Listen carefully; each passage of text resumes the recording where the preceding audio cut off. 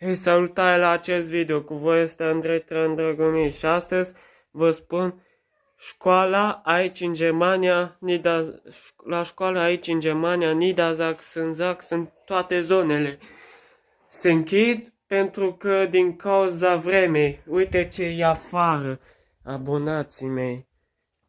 Uite ce e afară, nu-s copii, nu-i nimic, nu-i nimeni. Uite ce se întâmplă. Nu s-a... Uite polei pe aici. Să vedem.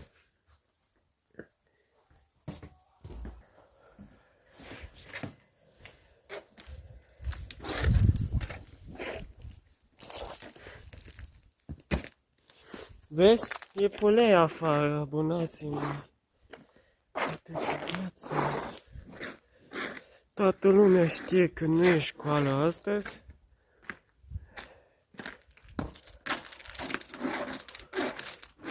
Dimineața mergeam la școală.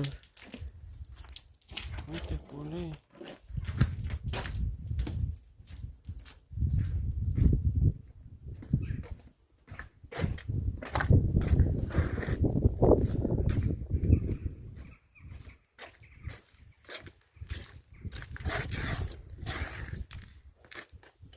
Să vezi acum ce polei.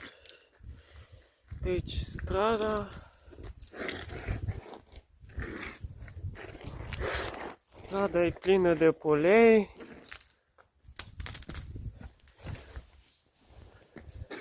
Uite. Pe aici e gheață, pe peste tot gheață. Gheață.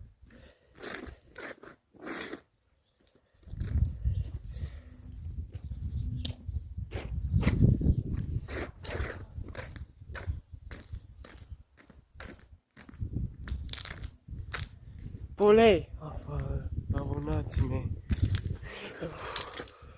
Ce gheață extremă. Prieteni, dacă v-a plăcut acest videoclip, dați like și subscribe. Cu voi a fost Andrei Traian Dragomir. Pa!